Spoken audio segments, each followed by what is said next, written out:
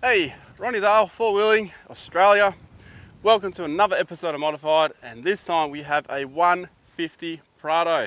Finally, I know it's been a long time, but here we go. Chris, jump in, mate. Hey Ronny, how are you? Yeah, good, mate. Yeah, good. A bit more energised. Yes. Yeah, on a hot day today. Yeah, 2 Red Bulls, 5 hours sleep, 41 degrees today. I think it's going to get to that. Yeah. Yeah, I think it's currently 38. Wow. All right, cheer us on, people, because we're struggling. Okay, tell us the specs, mate. Yeah, sure. So it's a 2014 Toyota Prado 150. It's a 1KD 3 litre turbo diesel.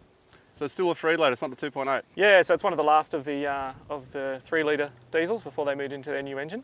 Yeah, Okay. So, I wasn't actually aware that they still brought out the 150 with the 3 litre, and then they later, I guess 2016, they brought out the 2.8. Yeah, correct. Yeah. So I think it was 2016 they brought out the new engine, so one of the last of the 3 litres. Okay, that's probably a good thing because they've done all the updates. Yeah, right? correct. Yeah, so it's one of the last ones. So hopefully it's been going well so far. So This come only in auto. No, I think the GX version came in a manual, but this is the GXL version. So it's an automatic 5-speed. Nice. Yeah. All right. Well, there's a fair bit of stuff on this vehicle, so I think we'll better get straight into it.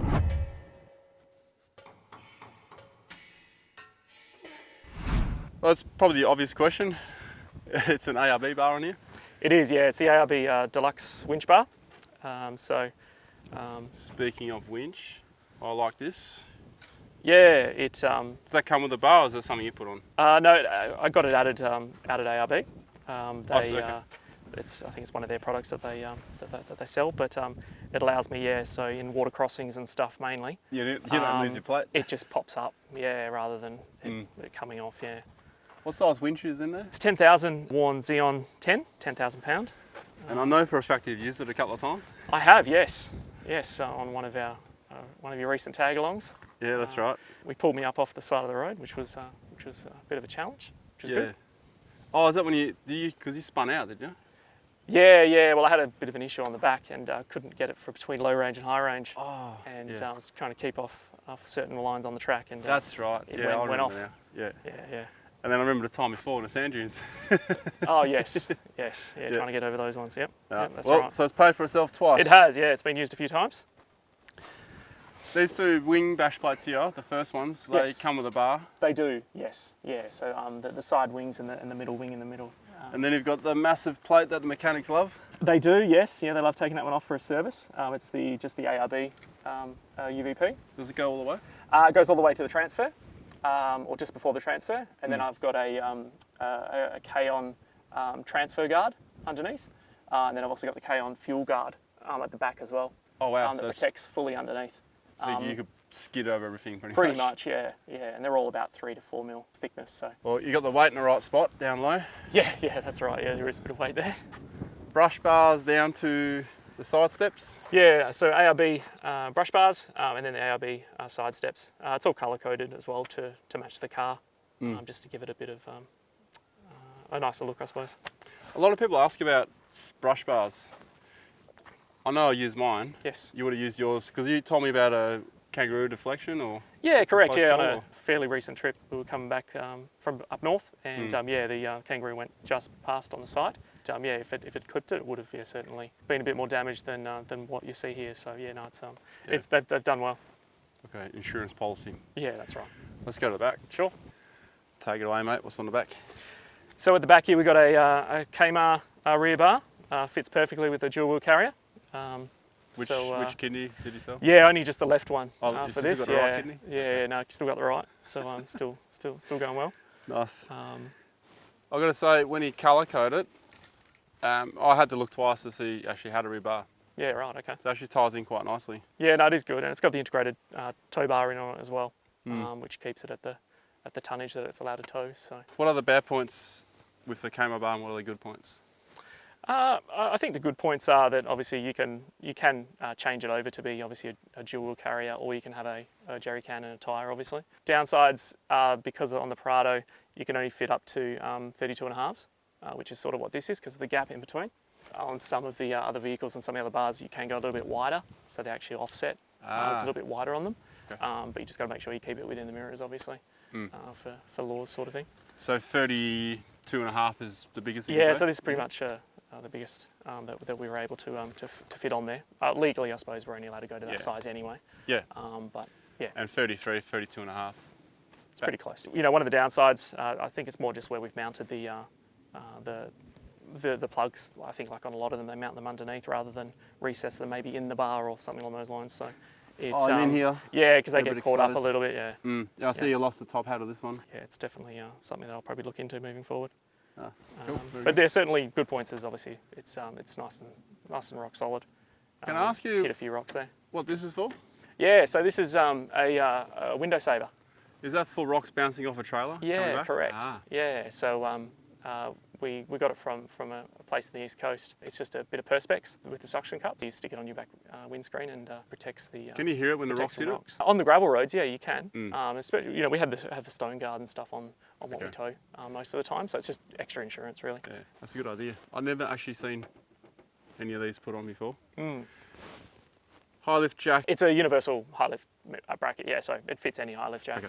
Rubbish bag. Where's your reverse camera? So this is the one when we tow, and also when we just day to day when I've got everything piled in the back and you can't see out the back, I run this with a monitor inside, so I can just see out the back. The Kmart one comes with a relocation kit as well. You got two. It's that one down there, yeah. So that's the one that works in reverse. So when you're reversing, that's what you see. And this one's like a permanent feed. That's a permanent feed that I just leave on. So I use that instead of my revision mirror. Oh, nice. Yeah, so it gives me a good, That's a good good view idea. out the back. And you use this to line up your tow ball then? Pretty close, yeah, correct. Yeah, you can see just the top of it there. It's a ARB alloy roof rack, so a little bit lighter than steel, with the rails replaced from the standard Prado rails that come in. I noticed you got one of these. Yeah, the quick How pitch good are on they? suite, fantastic. Yeah, Awesome, mate. yeah, nice and quick. We use it as a change room, but also for showering as well. Yeah, it is good. Also makes a good toilet room too. Yeah, correct. Yeah. Right, so let's see what we got on the roof here. Got some max tracks that have been used. We've got the 4 max tracks there with a shovel, and also got the solar panel up there as well. What size solar panel? It's a 130. Oh, that's a good size. Yeah, so it's not a flexible one. It's a solid, and it charges the second battery under the hood. Do you leave the fridge in the car? Not 100% of the time. The car itself, I suppose, is it lives 2 lives.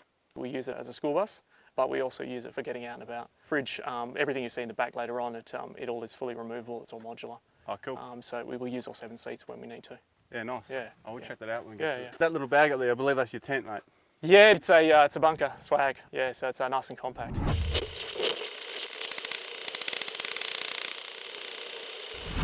Lights and communication. These two are quite close, so I'm assuming they're not both UHFs then. No. So the taller one's a GME 6.6 CB radio. CB radio, And this is your and that's a phone booster. Phone Yeah, booster. so it's the 4G. Do you find you get good range with this?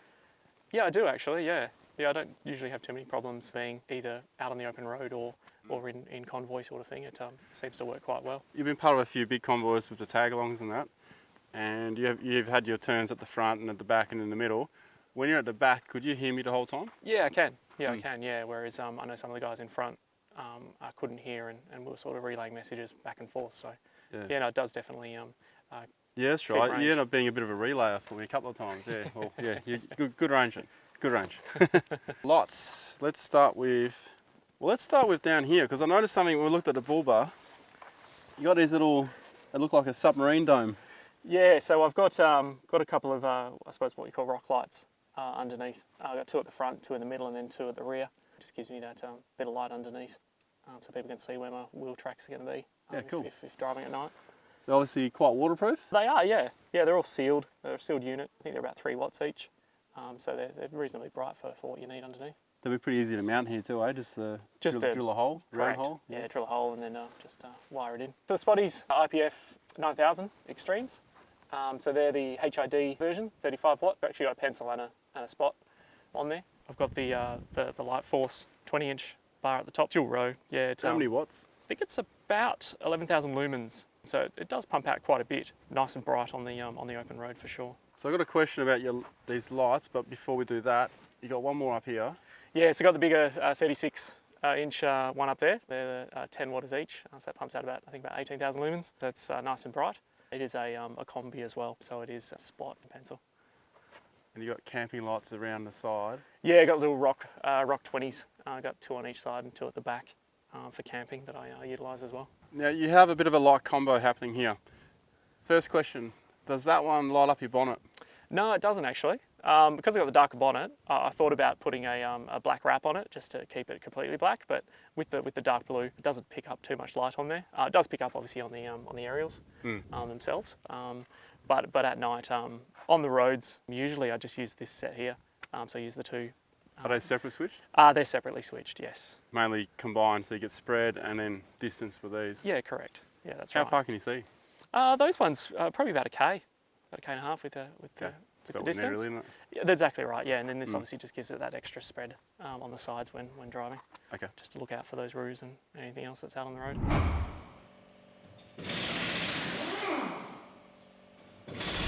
Tyres and suspension. I believe this is the second set of Coopers you've had. It is, yeah. When we first got the car, when we got it in 2014 new, upgraded the tyres straight away and we got the AT3s, so the all-terrain version, which are Coopers. Which are Coopers as well. Yeah, they lasted pretty well for probably about 60,000-70,000 k's. Oh, that's pretty good. I think they're like an 80-20 mix of what they say for off-road and on-road sort of thing. So 80 on-road, 20 off-road? Yeah, correct. When I had to get them replaced, I decided to go with the biggest I could and the aggressive all-terrain as well. So I went to the ST Max Coopers once again. Just the stronger sidewall and obviously the more aggressive tread. 275 70 R17, 17-inch steel rims. 17x8 Dynamica. So you would have sold the factory alloys you had with it then? No, I've still got them. These tyres themselves are about 7 months old, so I just haven't got around to seeing what I want to do with the others. Okay. Yeah. How do these tyres compare to the others for like grip on the road and off-road? Yeah, funny enough, they're not that much noisier. I don't know if it's just because it's a Prado and it's got reasonably good insulation inside. Not too noisy yet. I assume once they wear a bit more, they'll probably get a bit noisier on the road. Grip-wise, I found these actually a little bit better. On some of the trips I've gone on with you and some other trips, we found that just some of the terrain, on the rocky terrain, they just seem to grip pretty well. And what size did you have before? Was it 31 you had before? Yeah, about just over a 31, which is pretty much the stock size, the 265, 65, 17s. Okay, and these are about a 32 and a half, which we discussed just before. Yeah, correct. You carry 2 spares. Now that you've gone from 31 to 32 and a half, do you notice like a significant difference in your clearance? Yeah, massively. That was the one thing I was going to say, the clearance, probably half an inch to an inch underneath. So yeah, it makes a huge difference for off-roading and what you're going to have to worry about when you're looking underneath. Suspension time, what have we got? So suspension, I put a GVM upgrade on. So it went from just under a 3 tonne to a 3.5 tonne GVM now. And I'm running part of that GVM kit, Dobson springs and Bilstein shocks and struts. Yeah, I've also got poly airbags in the back. When you're towing or even when you load it up? So we did a trip around Australia with a caravan. We towed a fairly heavy caravan. It was just under, it was 240 kilos, a tow ball. So we just wanted to give that a bit more levelling out, and it worked out quite well. And it towed really nice with the suspension and... Yeah, it did. So we made sure that the setup of those, I think it's a 200 to 300 constant in the back, just because of the wheel carrier and obviously the drawers and stuff inside. When you unload it and it becomes your everyday car for dropping kids off or doing whatever you're doing in it, drive to work, how much PSI do you put in the actual airbags? Yeah, so I drop it right back down to about 10 PSI. And when you load it up? When I load it up, I think these go to about 35, but I'll leave them at about 29, 30. And you've had the same suspension since you put the suspension in from the beginning? No. So prior to the GVM upgrade, I had the Old Man Emu nitro chargers. They were really great, but because we were doing our trip and we've got 3 kids, we wanted to make sure we weren't over GVM, so we realised that we had to change the suspension in order to get it certified and get a plate and stuff inside to make it a legitimate registration. Yeah, fair enough. Yeah.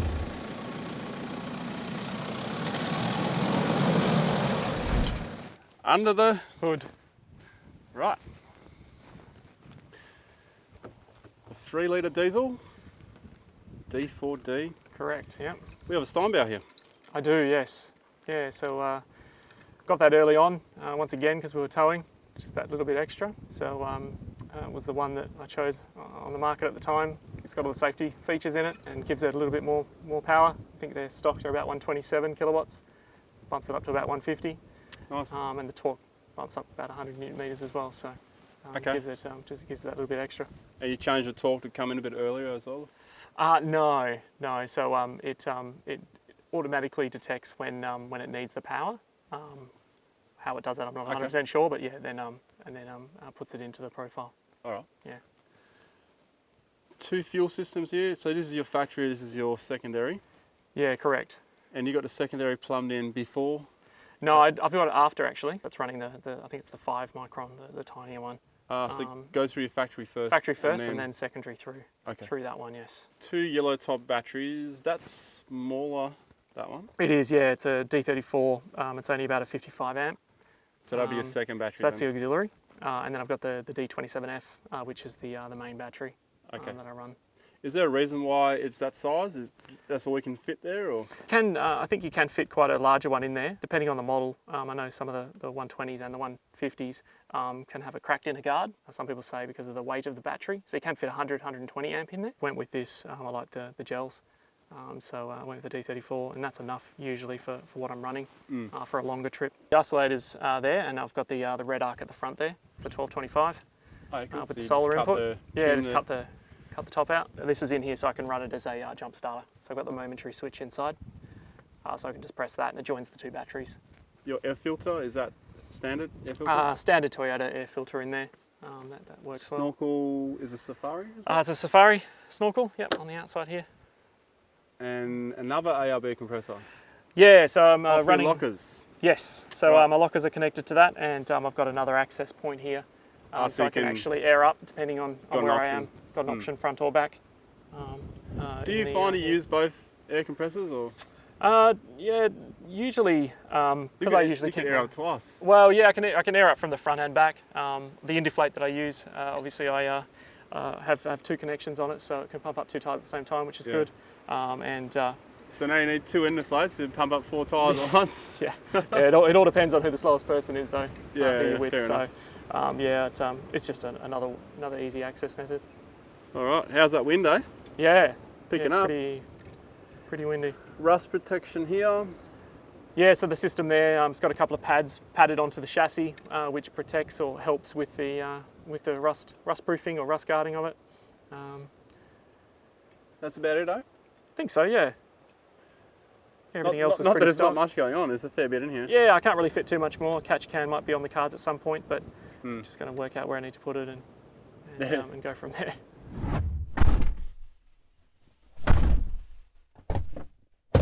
To the back now. I know this one a little bit. I've seen it a couple of times. Open it up, mate. Yeah, sure. Is that so you lock it? Yeah, it is. Yeah, it's standard on the Prados just to keep the door open so the wind doesn't get it or doesn't shut on you. Let's run through this first. It's a K-on rear table, stainless steel. Fairly recently, I had it on the last trip. They fitted and cut the brackets around the actual insides here so you can still get in and out. It's nice and sturdy. A few tea towels and stuff in there. Moving on. Where shall we start? There's a lot going on here. Let's start with your water system. Yeah, sure. It's so one of my favourite bits of your system. Yeah. Especially with the monitor? I'll let you go through for sure. it. Yeah, no worries at all. So that's a recent addition, probably in the last 8 to 9 months.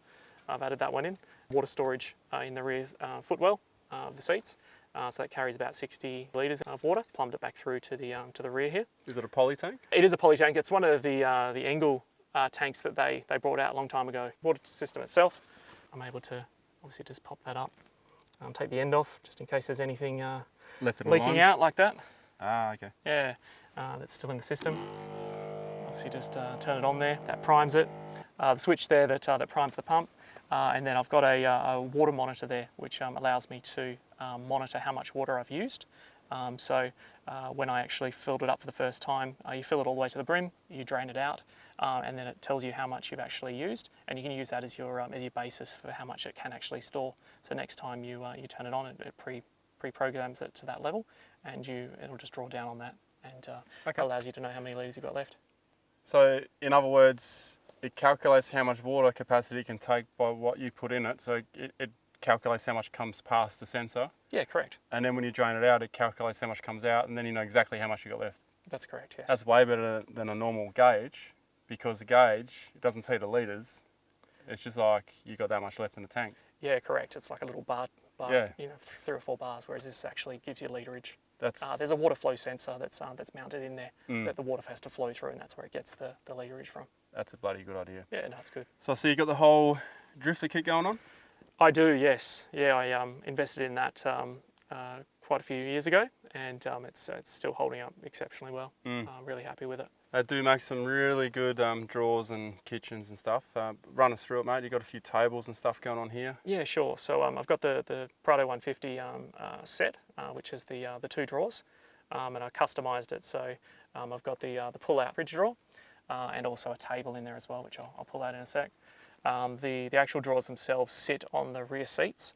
So I know a lot of people actually pull out the rear seats and then make it fit in without the rear seats, but as I said before, we wanted to obviously still be able to utilise it. So there's turnbuckles in each corner that actually hold it in place, keep it from moving. So if I know I'm not going on a trip for a little while, we'll pull it out and use the 7 seats with the kids. But yeah, if I know that I'm doing a trip or going away, I'll set it up. Probably a couple of hours to get it all in looking like this. So that's not too bad. Yeah. Cool. But you're packing at the same time. But yeah, correct. Yeah, so you got to organise everything anyway and pack all the drawers. So that's the drawers themselves there. So this actually is a pull-out kitchen. So that comes out and it becomes a separate little system that sits outside. It's on its own legs and so forth as well. But you can access the drawer anyway. But yeah, correct. So you can actually just open the drawer if you want, and you can just get into the drawer itself and get into whatever you need to inside. Oh, nice. Whilst it's sitting in there as well. So it's like a third drawer within the system when you're not actually using it. So this is your table, which you can partially pull out and use. Yeah. So this particular table is I use it for lunch stops sometimes, and also it's a full pull-out table that I can use as a separate table completely. So it works out really well. So this one here, I'll just move this one. It's the little uniframe table. So it's 2 locks on it there, and then it just slides out. I thought it might be another table under the slide. Yeah, no. So it's one of their pull-out systems, so that allows it to come all the way out. And my wife and I are quite tall, so the height isn't an issue to get into the fridge at that height. So Engel 40 litre. the Combi 40 litre. Same one I got. Yeah, so it's a fridge freezer at the same time, so it works out really well. So, just having a guess, are you using, how much freezer are you using? 13 or 17? Smaller, yeah. Yeah. So using So 2 main drawers on the bottom. For these, depending on the length of the trip, I do change it up a little bit. Same with the things that I store in the back and so forth, because it is a wagon. But for shorter trips, the one on the left's for food, and then the one on the right's for tools. It's got the food and stuff in there. So you kept the food on this side because you have the kitchen that side. That way you can pull this out and you can throw stuff on the table. Yeah, correct, yeah. Or if I have this table down, I can still actually leave this out, have that down there, open this one up, and actually still get utensils or whatever I need. So I've got everything in sort of like a little triangle. Yeah. And then the fridge obviously can still come out over the top of this if need be. That's pretty smart. To be able to do that. So yeah, that's worked out quite well. Cool. So yeah, food on that side, and then on this side it's just tools and bits and pieces. Just tent pegs and axes and a few other bits and pieces in there to make sure we can get where we're going. Nice. Let's move to the travel buddy. Yes, very worthwhile investment. We utilise it quite a lot. We're starting to do different things in it now, rather than just your pies and sausage rolls. Try and do nachos if we get the timing right, but also roasts and other things as well in there. You can throw in there to actually cook. So yeah, it works out.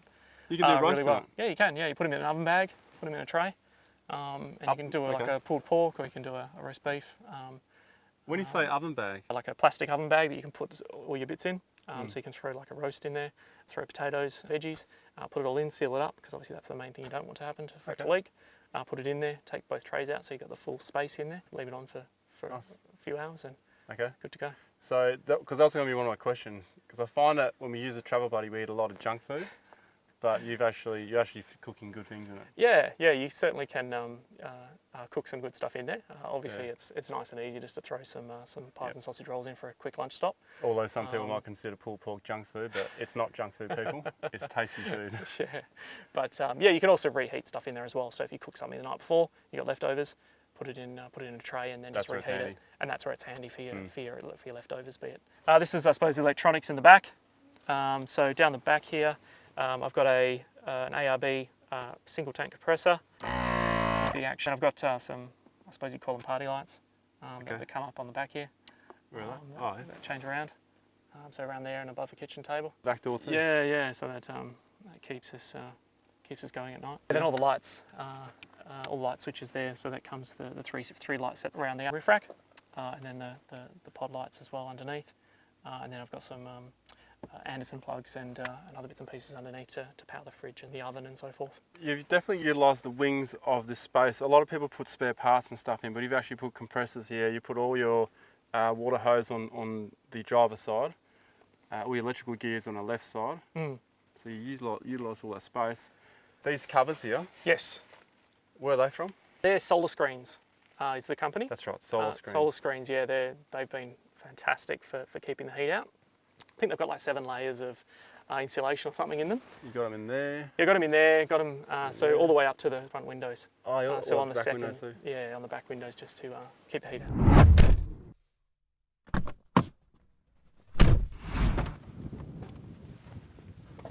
Where am I going to sit?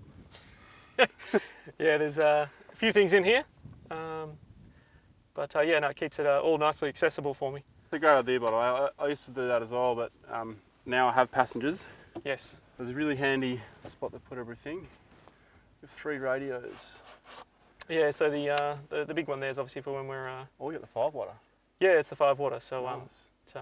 when we're out and about, we Is this the one you lend to your mates that don't have a radio? yeah, it is. Yeah. Do they get a good distance out of it? Yeah, they do actually. Yeah, usually if you're travelling in convoy, then you're not too far apart anyway. It does give reasonable distance. Yeah, cool. And those little ones are for if we make camp and kids are running around. Give them those to run around with and play with and make sure we know where they are. And just a tip, if you give your kids a radio, give them a different channel. It drives you nuts. All right, you definitely got your Yeah, need a Bushman couple of sorted cans of out. that. How do you find Aerogard? Not as good, eh? Not as good, unfortunately. Yeah, the Bushman's is the way to go. Sorry, Aerogard. They always seem to cop it from me. Yeah, got the Bluetooth? tunes. Yep. So that connects up to the phone, and just cables and headlamps and stuff like that. Give you, night lights, torch. Oh. Everything's easily accessible. What does this say about your driving, mate? Yeah. It's just a nice to have, just in case. Yeah, better than on your floor, eh? Yeah, that's right. Easily accessible. Very nice. Okay, there has been the occasional time where I wish I had a spew bag in the car with the kids. We got everything sort of in the middle here. Yeah, pretty centralised. Where did you get this from? It's actually Safety Dave. Safety Dave. Yeah, What's Safety that? Dave. So it's just a company that sells different bits and pieces, Okay. and he sells for rear cameras. Yeah. And so forth. So when we had the caravan, we hooked up camera. It's got 2 modes on it, so we can see on the back of the car and the back of the caravan. So you just switch the mode between the 2, Nice. so it can run both. Dash cam. Yeah, dash cam, HN7 for maps, which gets me everywhere I need to go. And then we move down to, this is the standard stereo, yeah? It is the standard stereo, yeah, that comes in the Prado, the 2014 model and above. They released this specific one, which comes with the Bluetooth and other bits and pieces. Just a different layout than some of the older ones. Duran, yeah, it's a US company, I believe. Just tyre pressure monitoring. Once again, when we were towing, we ran about up to 10 sensors. For the tandem caravan, and then the 6 on the back of the vehicle, or the 4 and the 2 spares. A lot of trucks use them as well. You can run up to I think 30 tyres on them, which is pretty crazy. Oh wow! But That's just getting out there, isn't it? Yeah. GME radio. You got the handset with all the buttons. Yeah, it's hiding behind. I think it's a TX3540S, which gives me all the features I need really. Yeah. Which works well. I wish I had that, because when you're driving, you got to up there or down there wherever your radio is. It's a bit annoying. Yeah. Okay. Yep. Like with this, you can just you can see everything and you change things. Yeah. Do you find though sometimes you accidentally click a button here and you go up a channel?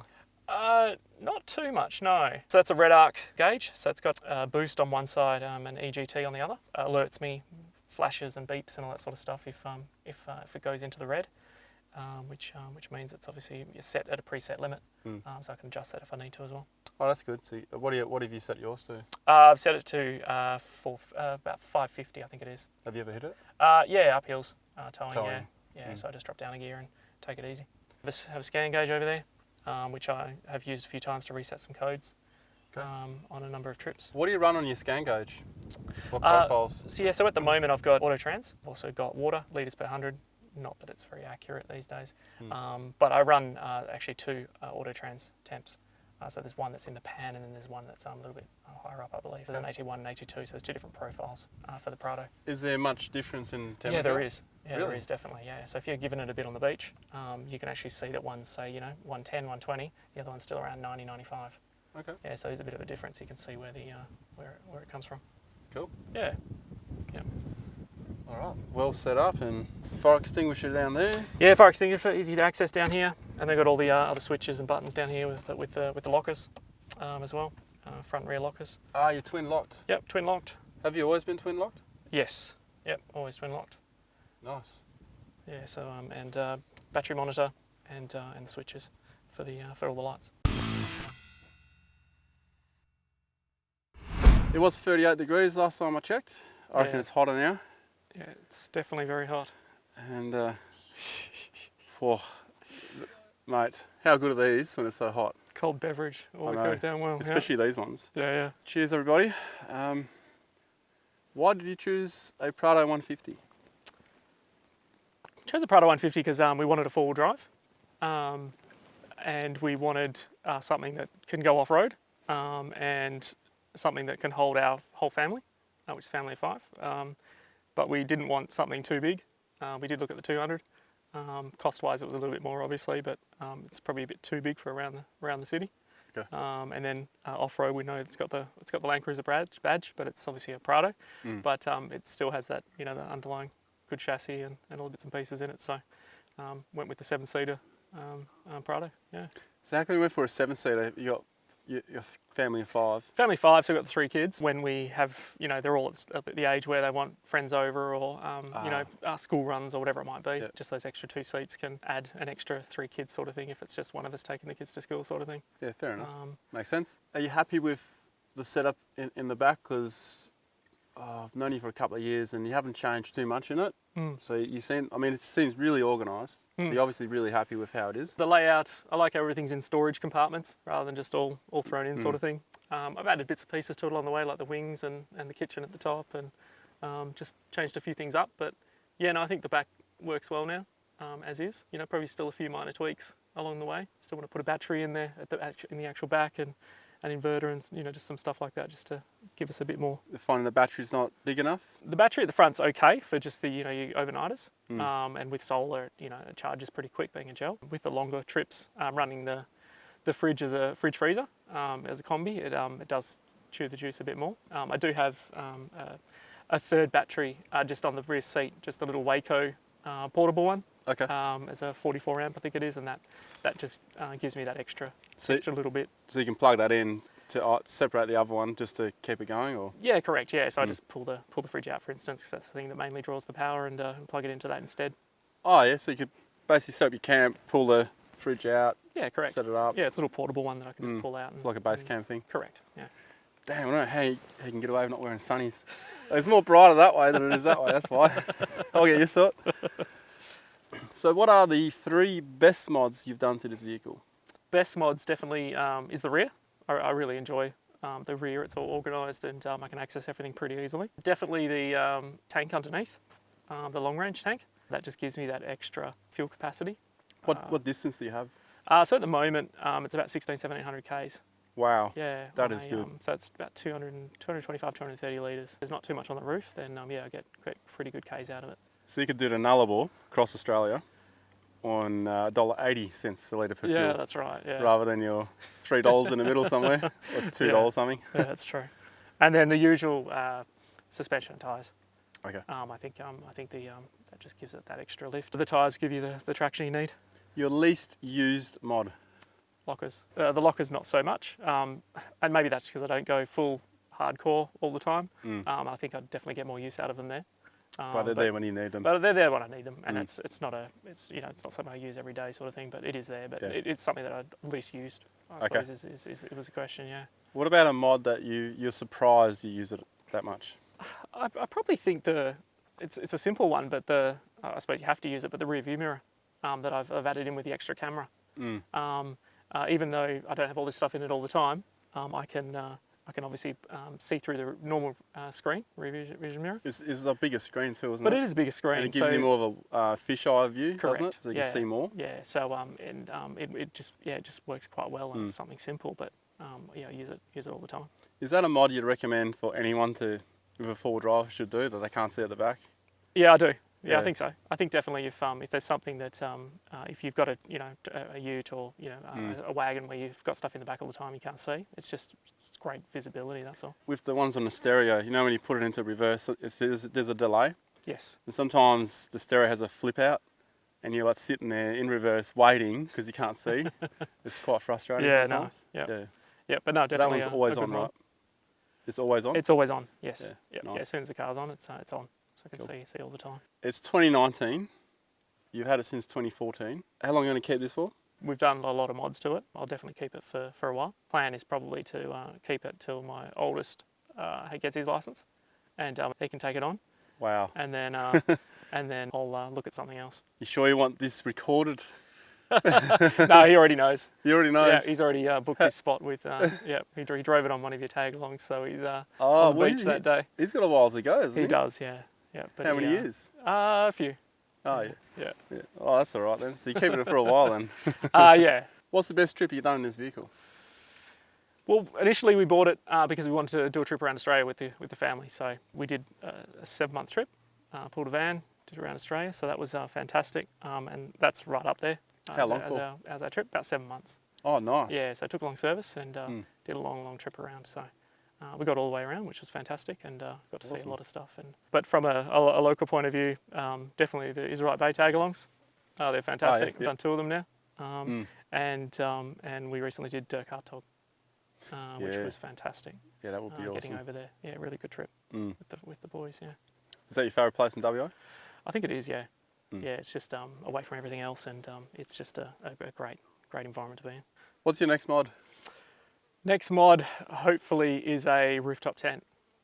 Oh. An alley cab or something along those lines, because the back seats, when I travel, are just full of the standard stuff that you could potentially throw in there and keep it all organised and ready to go. Yeah, I get what you're and saying. I don't have much else on the roof except the MaxTrax and the solar panel at the moment, so solar panel could go on that, and the MaxTrax can go on the rear tyre or something like that. Depending on what rooftop you get, you could even put a MaxTrax on the rooftop. Yeah. And those flexi panels or whatever on the roof. Yeah, correct. Yeah, so I've had a look at a couple of them, but yeah, definitely something that's nice and easy and quick. If you couldn't own a Prado, what would you pick? 79 series. Oh, yeah, 79 series. The noise. Yeah, okay. Yeah, dual cab. You're going to sacrifice all this beautiful setup for a tray back. Yeah, well, the canopy obviously puts a bit of weight on it too, doesn't it? So yeah, depending on what you do. Yeah, depending on what you do. But yeah, for most trips, it's me and the boys, so it could get a bit of use. What are some of the issues with the Prado 150? Do you have like a top 3 issues that you've seen on forums or you experienced yourself, or have you spoken to other owners about? Yeah, there's a couple that I've seen around when they get a little bit older, injectors and so forth, that you just need to be aware of. And the inner guard that I mentioned earlier on with the engine bay, with the battery location and weight and so forth. I think that's another one that a lot of people have mentioned. But myself, I've had a couple of issues with the rear ABS sensor cable, funny enough. Yes, I do recall that one. Yeah, so I've had that twice now. One over when I was on Fraser Island, and it obviously ripped apart, and on the tag along with you down Israelite Bay. Which caused me not to go into low range, high range. Yeah, so when it fails, you can't change between low range and high range. Yeah, but you can stay where you are. Correct. But you can't change. Yeah, correct. So the because you're in 4-wheel drive or the centre diff's locked, yeah, it and the ABS sensor light's on, it won't allow you to change between low and high. That is an interesting software issue there. On the way back on the tarmac, I was happy enough I could turn the centre diff off, and it actually turned the four-wheel drive off, so I didn't have to worry about the Yes, you could centre force diff it off, being on. but then you wouldn't be able to go back in. You definitely can't go back into it, yeah. Don't Yeah, make so that mistake, people. If you're in a Prado and you're off-roading somewhere remote and your ABS sensor kicks in and you put it into two-wheel drive, you're stuck in two-wheel drive. But we got through it. Yeah, we got through. If you could choose a different colour. I'm running dry on questions, all right?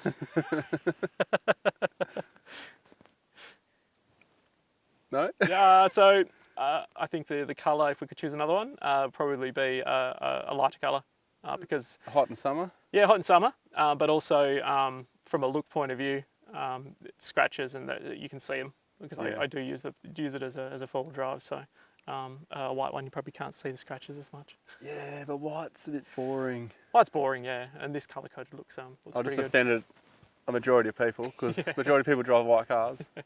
Sorry. It's white and silver, isn't it? The popular ones. But they don't show up scratches. Silver cars do that. Yeah, true. They show up. So Yeah. the only car without scratches, what it looks like is no scratches, is a white car. Yep. Yeah. Yep. I like this colour. I dig it. There's not too many around this colour. It's 2014 only, actually. Oh, really? Yeah, I noticed that the colour code was only made for that year. Okay. Yeah, so it was in the older 120 series for a while. Yeah. But yeah, for some reason they only stopped it. Only made it 1 year. Cool. Is from what I remember. See how much we just talked about a colour? All right, mate. Cheers, Great. cheers for bringing it on. No worries. Thank you very much for having me. And congratulations to everyone waiting for a 150. There you go. Finally. If you'd like to see a video on another Prado, there's one down here. Where's the subscribe button going to be? Up here. Over there. And we have patreon.com/Ronny Dahl over here. Cheers, guys. We're going to, just bake in the sun here. 40 degrees, I reckon. Catch you later. Cheers, guys.